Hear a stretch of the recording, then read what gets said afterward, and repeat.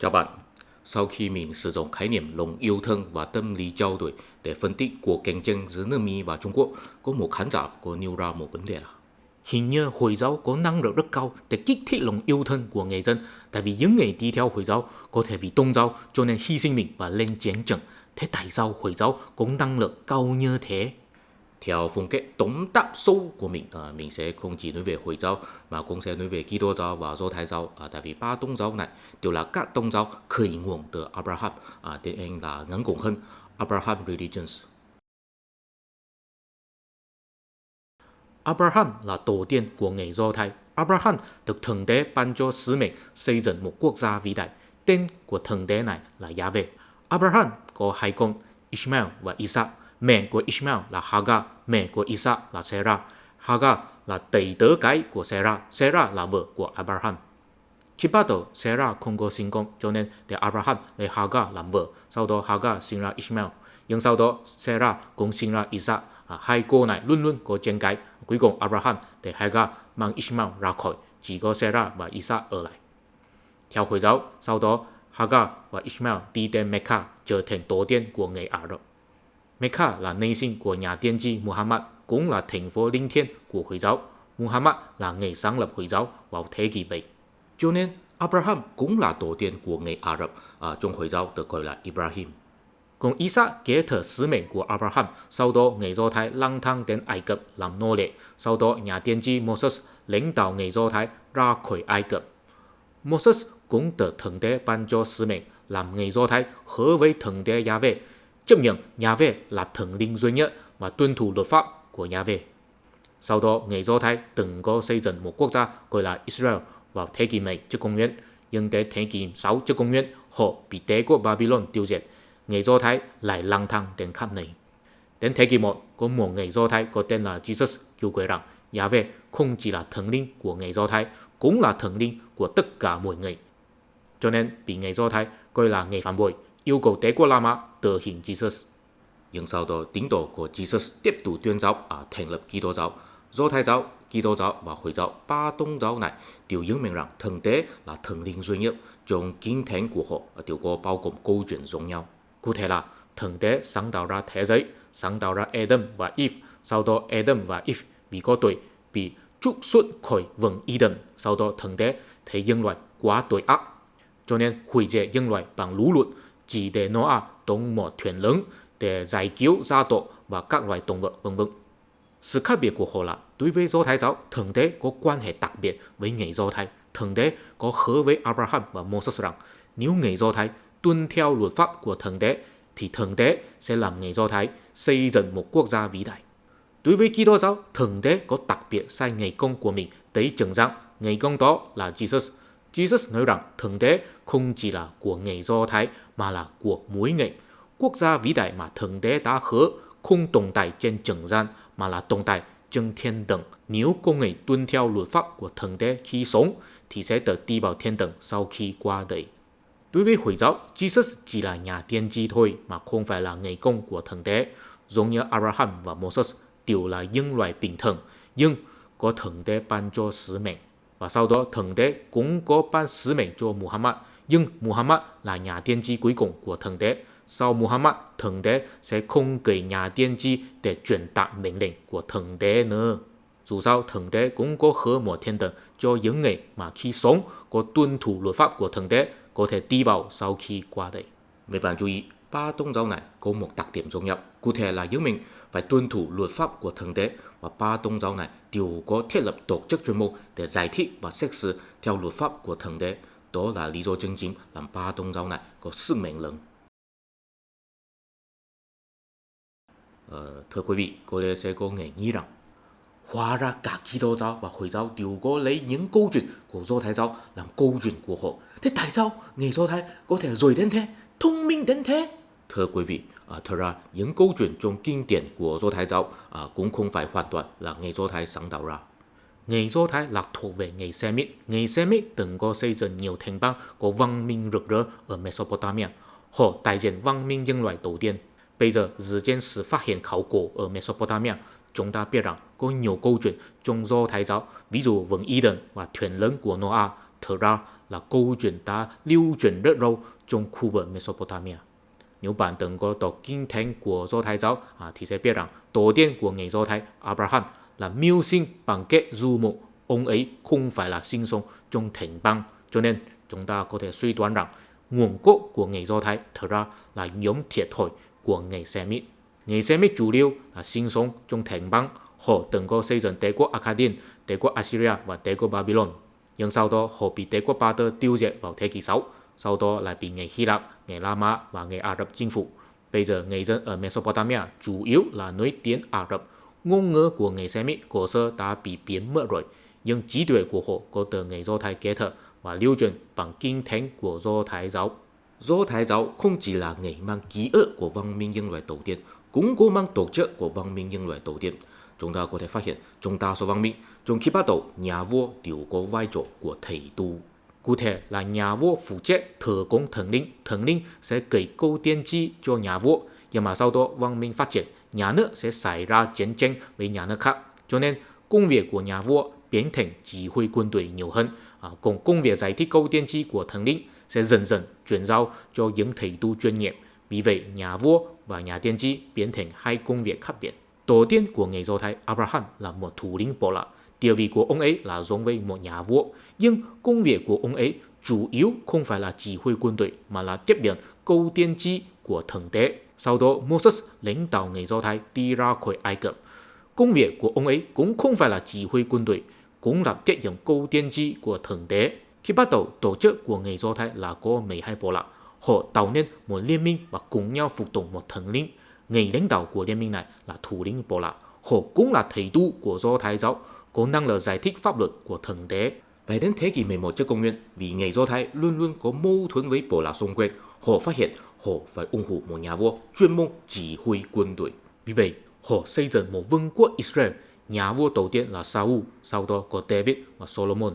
Nhưng sau đó, vương quốc phân liệt thành vương quốc Bắc Bộ và vương quốc Nam Bộ. Và đến thế kỷ 8 trước công nguyên, vương quốc Bắc Bộ bị đế quốc Assyria tiêu diệt. Đến thế kỷ 6 trước công nguyên, vương quốc Nam Bộ bị đế quốc Babylon tiêu diệt. Sau đó, người Do Thái lang thang khắp nơi. Đối với người ta của khi đó, nếu quốc gia mình bị chinh phục thì sẽ nghĩ rằng thần linh của người chinh phục có địa vị cao hơn thần linh của mình. Nhưng mà đối với người Do Thái thì không phải như vậy.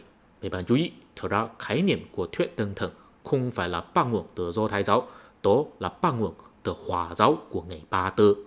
Và trong phiên bản nguyên bản của Do Thái giáo, thần tế có tên là Yahweh. Yahweh không phải là thần linh duy nhất trên thế giới, mà là thần linh duy nhất mà người Do Thái nên phục tùng.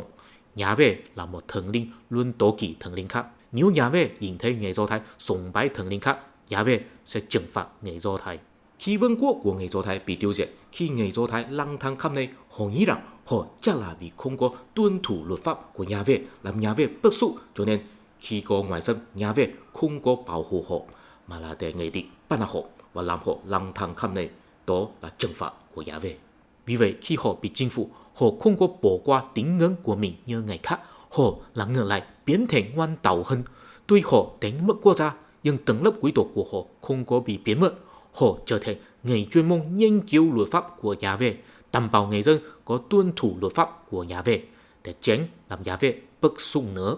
Vì vậy, người Do Thái có thể duy trì một tổ chức tự trị khi họ di cư đến một địa phương mới. Nhà lãnh đạo của họ chính là thầy tu. Họ được gọi là Rabbi. Họ gìn giữ tổ chức nguyên thủy nhất của văn minh nhân loại.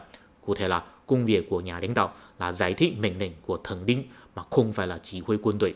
Sau đó, những Rabbi có hấp thu triết học Hy Lạp và giáo lý của Hỏa giáo. Họ nhận thức rằng nếu Yahweh không phải là thần linh duy nhất trên thế giới thì có nghĩa là Yahweh không phải là thần linh tuyệt đối hoàn hảo. Thì giáo lý của Do Thái giáo không phải là chân lý, tại vì chân lý chỉ có một cái, thần linh chân chính cũng chỉ có một vị. Vì vậy, Do Thái giáo trở thành một tôn giáo tân thần. Do Thái giáo là người mang ký ức của văn minh nhân loại tổ tiên. Sau đó, câu chuyện và cách tổ chức của họ có từ Kitô giáo và Hồi giáo kế thừa. Kitô giáo là bắt nguồn từ giảng đạo của Jesus. Jesus là một người Do Thái. Tín đồ của ông ấy cũng đa số là người Do Thái. Họ là trưởng thành trong cộng đồng người Do Thái. Họ làm quen một cuộc sống lạ, có thầy tu chuyên môn chỉ đạo người dân sinh sống bằng cách tuân thủ pháp luật của thần linh. Nhưng họ không mãn nguyện rằng luật pháp của Do Thái giáo quá tỉ mỉ, phải ăn như thế nào, phải mặc như thế nào, cái nào đều có quy định phiền phức quá. Mà khi đó văn hóa Hy Lạp là văn hóa chủ lưu, văn hóa Hy Lạp là một văn hóa đa thần, nhưng người Do Thái thì Yahweh là thần linh duy nhất trên thế giới. Vì vậy, đó làm quan hệ của người Do Thái với người dân tại chỗ rất căng thẳng. Đối với văn hóa Hy Lạp, ngay cả chân lý chỉ có một cái, nhưng trên thế giới có nhiều thần linh, mỗi thần linh đều có thể đại diện một phần của chân lý, không có một thần linh có thể hoàn toàn đại diện chân lý. Nhưng đối với người Do Thái, chỉ có Yahweh có thể đại diện chân lý, còn Yahweh là thần linh của người Do Thái. Vì vậy, văn hóa Hy Lạp thấy Do Thái giáo là chủ nghĩa cuồng tín, Do Thái giáo thấy văn hóa Hy Lạp là mê tín dị đoan.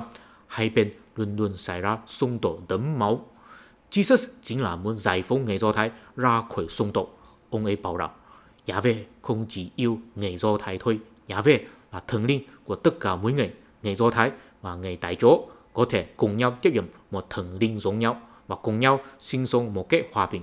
Nhưng mà sau đó, thầy tu của người Do Thái yêu cầu Đế quốc La Mã tử hình Jesus. Sau đó, tín đồ của Jesus đi ra khỏi cộng đồng người Do Thái và mô phỏng cộng đồng người Do Thái để xây dựng giáo hội. Giáo hội chính là một tổ chức có thầy tu chuyên môn chỉ đạo người dân sinh sống bằng cách tuân thủ luật pháp của thần linh. Mấy bạn chú ý, ngôn ngữ của Jesus là tiếng Aramic. Jesus là người Do Thái, nhưng mà khi đó người Do Thái đã lang thang khắp nơi, họ phải hòa nhập với người dân tại chỗ, cho nên chuyển sang nói ngôn ngữ tại chỗ và chỉ có những thầy tu mới nói được tiếng Do Thái, tại vì họ phải học tập kinh thánh của Do Thái giáo. Jesus nói tiếng Aramic, nhưng kinh thánh đầu tiên của Kitô giáo là viết bằng tiếng Hy Lạp vào thế kỷ 3. Giáo lý của Kitô giáo thực ra là một kết quả là Do Thái giáo, giảng đạo của Jesus và triết học Hy Lạp hỗn hợp nhau, nhưng mà kết quả hỗn hợp này không hoàn toàn đồng đều. Trong giáo lý của Kitô giáo, Jesus là người con của thần Đế, người ta nên sùng bái thần Đế, đó là điều đương nhiên. Thế người ta nên sùng bái Jesus không? Thần Đế là thần linh duy nhất. Thế nếu sùng bái Jesus có phải là một hành vi sùng bái thần tượng? Đừng lo, Jesus là giống như thần Đế là Chúa Cha, Jesus là Chúa Công sở hữu Chúa Thánh Thần. Khi Chúa Cha sai Chúa Công đến trần gian, Chúa Công cũng sở hữu Chúa Thánh Thần ở trần gian. Sau đó, Chúa Công ra khỏi trần gian. Chúa Cha, Chúa Công và Chúa Thánh Thần thống nhất lại. Đó được gọi là Thiên Chúa Ba Ngôi. Vào thế kỷ 4, Kitô giáo được Đế quốc La Mã chấp nhận là tôn giáo hợp pháp. Vì vậy, những giáo hội ở khắp nơi cũng được hợp pháp hóa. Khi đó, trụ sở chính của giáo hội là ở La Mã. Tại vì tín đồ của Jesus có tên là Peter, ông ấy là tử hình bởi Đế quốc La Mã ở đây.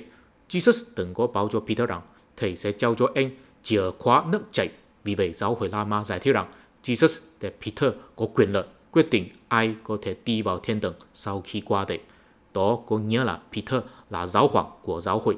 Tại vì trách nhiệm của giáo hội chính là chỉ đạo người dân tuân thủ luật pháp của thần Đế và sau khi qua đời có thể đi vào thiên đường. Peter hy sinh vì đạo ở La Mã, cho nên chìa khóa nước chảy của Peter được chuyển giao cho nhà lãnh đạo của giáo hội ở La Mã. La Mã nên là trụ sở chính của tất cả giáo hội ở khắp nơi. Đối với giáo hội La Mã, Jesus làm Chúa Công có địa vị hoàn toàn giống với thần Đế làm Chúa Cha. Nhưng mà ở bên ngoài La Mã, những giáo hội ở khu vực Hy Lạp, họ sẽ không thấy giáo hội nên có một trụ sở chính. Mỗi giáo hội đều có quan hệ bình đẳng, cũng không cần một giáo hoàng. Họ thấy Jesus làm Chúa Công có sở hữu Chúa Thánh Thần, giống như thần Đế làm Chúa Cha, nhưng địa vị của Chúa Cha vẫn là cao hơn Chúa Công. Vì vậy, giáo hội của Kitô giáo có phân biệt thành ra chính thống giáo phương Đông ở Hy Lạp và giáo hội Công giáo phương Tây ở La Mã. Giáo hội là tổ chức chỉ đạo người dân tuân thủ luật pháp của thần Đế. Công việc của nhà lãnh đạo của giáo hội, tức là thầy tu, là giải thích luật pháp của thần Đế. Vì vậy, trong đó có một chuyện không tiện lắm. Có thể là thầy tu chỉ có năng lực giải thích luật pháp, nhưng không có năng lực bắt buộc người dân tuân thủ luật pháp. Tại vì thầy tu không có sở hữu quân đội như nhà vua. Cách giải quyết điều đó là thầy tu hợp tác với nhà vua. Thầy tu giáo dục nhà vua rằng luật pháp của thần Đế nên là như thế nào. Nhà vua bảo hộ thầy tu và bắt buộc người dân tuân thủ luật pháp. Giáo hội La Mã là đi hợp tác với những nhà vua của người Man Di. Họ xây dựng nhiều vương quốc ở Tây Âu và Bắc Âu. Còn giáo hội Hy Lạp thì hợp tác với hoàng đế của Đế quốc La Mã ở Istanbul. Sau đó, vào thế kỷ 15, Đế quốc La Mã bị người Tổ quyết tiêu diệt. Giáo hội Hy Lạp chuyển sang hợp tác với nhà vua của nước Nga. Nhà tiên tri của Do Thái giáo và Kitô giáo đều không biết chỉ huy quân đội, nhưng Hồi giáo thì không phải. Nhà tiên tri của Hồi giáo là Muhammad. Muhammad là một người Ả Rập, giống với người Do Thái. Người Ả Rập cũng là thuộc về người Semit. Họ là nhóm thiệt thòi hơn người Do Thái, tại vì địa phương của họ là cách xa hơn Mesopotamia, nhưng sau đó họ có xây dựng thành bang của mình ở Ả Rập.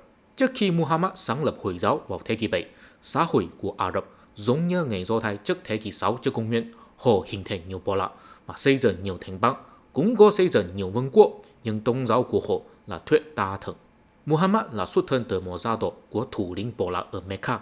Mecca là một thành phố có tu tập nhiều thân toán. Ở đó cũng có một ngôi đền có thờ cúng nhiều thần linh. Đó là một ngôi đền rất nổi tiếng. Gia tộc của Muhammad chính là người quản lý ngôi đền này. Sau đó ngôi đền này trở thành Kaaba của Hồi giáo. Trước khi Muhammad sáng lập Hồi giáo ở bán đảo Ả Rập đã có hình thành nhiều cộng đồng người Do Thái. Họ thậm chí thuyết phục nhà vua ở phương Nam chuyển sang đi theo Do Thái giáo. Khi Muhammad sáng lập Hồi giáo, ông ấy có mang một mục đích là đoàn kết tất cả bộ lạc của người Ả Rập. Tại vì khi đó, các bộ lạc Ả Rập đánh nhau không ngừng. Muhammad hy vọng các bộ lạc bỏ rơi tín ngưỡng đa thần của mình và chuyển sang cùng nhau tin vào một thần đế và tuân thủ luật pháp của thần đế. Vì vậy, các bộ lạc có thể cùng nhau xây dựng một cộng đồng hòa bình, kết thúc chiến tranh.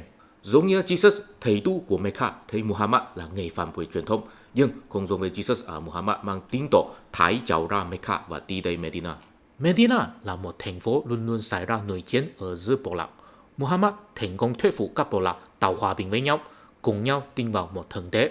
Sau đó, dưới chân thế lực quân đội của bộ lạc Medina, Muhammad đánh bại Mecca và thống nhất bán đảo Ả Rập, xây dựng một liên minh bộ lạc thống nhất mà chưa từng có trong lịch sử của người Ả Rập. Sau khi Muhammad qua đời, các thủ lĩnh bộ lạc bầu cử người thân và học sinh của Muhammad làm người kế thừa Muhammad. Caliphate chính là có nghĩa là người kế thừa nhà tiên tri.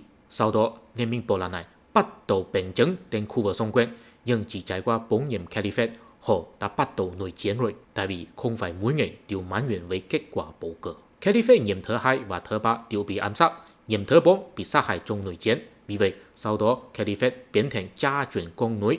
Liên minh bộ lạc này biến thành triều đại, có tên là triều đại Umayyad. Bộ lạc của Caliphate nhiệm thứ 3 lấy tờ quyền kế thừa. Ông ấy là học sinh của Muhammad nhưng mà không phải là người thân của Muhammad, và có một nhóm người khác thấy rằng chỉ có người thân của Muhammad mới có quyền kế thừa. Đó nên là bộ lạc của Caliphate nhiệm thứ 4, ông ấy là con rể của Muhammad. Thật ra cả Caliphate nhiệm thứ 3 và nhiệm thứ 4 đều là các bộ lạc bầu cử ra, đó là tuân theo truyền thống bộ lạc của người Ả Rập. Nhưng sau đó Hồi giáo có hấp thụ văn hóa Ba Tư. Văn hóa Ba Tư có truyền thống cung tín nhiều hơn, vì vậy Hồi giáo phân liệt thành hai giáo phái, Sunni và Shia. Sunni có truyền thống Ả Rập nhiều hơn, Caliphate có thể được bộ lạc bầu cử ra. Shia có truyền thống Ba Tư nhiều hơn, Caliphate chỉ có người thân của Muhammad có thể kế thừa. Dù sao, Hồi giáo không có xây dựng giáo hội cố định như Kitô giáo. Thầy tu của họ là giống với Do Thái giáo nhiều hơn. Họ có xây dựng nhiều trường học tôn giáo, bồi dưỡng nhiều chuyên gia của luật pháp thần đế. Đa số của họ là xuất thân từ gia tộc cao quý trong bộ lạc. Sau khi họ tốt nghiệp rồi, họ sẽ quay trở về bộ lạc của mình và chỉ đạo người dân địa phương tuân thủ luật pháp của thần đế. Nhưng có một sự khác biệt là người Do Thái không có sự bảo hộ của một nhà vua cũng là đi theo Do Thái giáo. Hồi giáo thì có. Quay trở về vấn đề đầu tiên, tại sao Hồi giáo có năng lực rất cao kích thích lòng yêu thương của người dân? Xin bạn từng có quyền, Hồi giáo thật ra từng có trải qua một quá trình suy yếu, và chúng ta có thể phát hiện sứ mệnh của một tôn giáo. Thật ra yếu tố giáo lý chỉ chiếm địa vị phụ thôi, yếu tố quan trọng nhất là năng lực tổ chức, nói cụ thể hơn là năng lực quân sự. Tại sao người Do Thái luôn luôn bị người ta bắt nạt? Tại vì cộng đồng người Do Thái không có phát triển ra quân đội chuyên môn, chỉ có tầng lớp thầy tu thôi. Những thầy tu không biết chỉ huy quân đội. Tại sao Kitô giáo có thể trở thành quốc giáo của Đế quốc La Mã? Tại vì giáo hội Kitô giáo là một tổ chức từ thiện, họ sẽ chăm sóc những người nghèo hay gặp khó khăn. Vì vậy, có nhiều binh lính của Đế quốc La Mã muốn rửa tội và trở thành Kitô hữu. Tại vì họ biết nếu họ bị chết trên chiến trường, giáo hội sẽ chăm sóc gia đình của họ. Tại sao giáo hội Kitô giáo có thể thuyết phục nhiều nhà vua man di rửa tội? Cũng là vì những nhà vua chỉ biết chỉ huy quân đội, nhưng sau khi binh lính của họ bị hy sinh rồi, thế họ thực sự phải dựa vào giáo hội chăm sóc gia đình mà những binh lính để lại. Tại sao Hồi giáo có thể chinh phục khu vực xung quanh một cách rất nhanh? Tại vì khi bắt đầu, Hồi giáo là tôn giáo của người Ả Rập. Mỗi người Ả Rập đều là chiến sĩ bộ lạc. Khi họ chinh phục một địa phương, họ chỉ sẽ yêu cầu người Ả Rập tin vào Hồi giáo. Còn dân tộc khác thì chỉ cần đóng thuế nhiều hơn thôi, và họ sẽ lấy những tiền thuế hỗ trợ những gia đình Ả Rập có tính mạng người thân trên chiến trận. Thầy tu của họ đa số là quý tộc trong bộ lạc, và họ cũng sẽ chăm sóc những gia đình mà những chiến sĩ bộ lạc để lại. Tại sao Hồi giáo có suy yếu? Tại vì người dân bộ lạc không muốn chiến đấu. Sau khi người Ả Rập chinh phục nhiều nơi rồi, cũng có nhiều dân tộc khác gia nhập Hồi giáo. Khi bắt đầu, những dân tộc khác có mang lại văn hóa Hy Lạp và văn hóa Ba Tư hỗn hợp với văn hóa Ả Rập, tạo nên một văn minh Hồi giáo rực rỡ. Nhưng đến thế kỷ 9, tại vì mỗi người đều gia nhập Hồi giáo, bộ lạc Ả Rập không thấy họ có trách nhiệm đặc biệt là lên chiến trận. Vì vậy, Caliphate chuyển sang xây dựng một quân đội nô lệ đa dân tộc, họ được gọi là Mamluk. Quân đội này là giống như quân đội thường trực của Đế quốc La Mã. Sau đó họ kiểm soát chính quyền của Đế quốc Hồi giáo. Caliphate để mất thế lực quân đội, có nhiều quân phiệt nổi dậy. Nhà vua của họ được gọi là Sultan, có nghĩa là người có quyền lực. Cuối cùng đến thế kỷ 14, bộ lạc tổ quyết xây dựng lại một đế quốc khổng lồ, đó chính là Đế quốc Ottoman. Nhà vua của họ vốn là Sultan, nhưng vì công lao quá lớn cho nên người ta chức nhầm nhà vua của họ là Caliphate. Nhưng mà sau đó bộ lạc tổ quyết cũng không thấy mình có trách nhiệm đặc biệt là lên chiến trận. Vì vậy, Sultan Ottoman cũng phải xây dựng một quân đội nô lệ đa dân tộc, họ được gọi là Janissary. Họ trở thành tầng lớp đặc quyền, có thái độ bảo thủ và ngăn cản Đế quốc Ottoman học theo phương Tây. Cuối cùng, Đế quốc Ottoman sụp đổ vào thế kỷ 20. Sultan Ottoman thoái vị, từ khi đó không có ai có tư cách được người ta chấp nhận là Caliphate rồi. Mình tin rằng đối với nhiều người phương Đông, đặc biệt là người Đông Á, họ rất khó có thể làm quen với Kitô giáo, Do Thái giáo và Hồi giáo. Theo mình, đó là vì ba tôn giáo này đều nhấn mạnh rằng con người phải sinh sống bằng cách tuân thủ luật pháp của Thượng Đế, và có một nhóm thầy tu chuyên môn chỉ đạo người dân. Một người không tuân thủ luật pháp của Thượng Đế thì có nghĩa là có tội và sẽ bị Thượng Đế trừng phạt. Còn đối với người Đông Á, vì chịu ảnh hưởng của Nho giáo, không thấy con người nên sống theo luật pháp, chỉ thấy con người nên sống theo lễ phép. Một người không tuân thủ lễ phép không nhất định là có tội hay sẽ bị trừng phạt, thông thường chỉ là có tổn hại phẩm giá thôi. Ý tưởng như vậy thật ra là tương tự với văn hóa Hy Lạp, chỉ là Nho giáo không có phát triển ra triết học vĩ đại như văn hóa Hy Lạp. Nhưng mà bây giờ chúng ta cũng có thể nhìn thấy trong thời hiện đại, bất cứ tôn giáo nào đều không có đóng vai trò quan trọng như ngày xưa rồi. Có lẽ không có nhiều người có thể nhìn thấy. Thật ra, đó là liên quan đến sự xuất hiện của một tổ chức mới, đó là Đại học.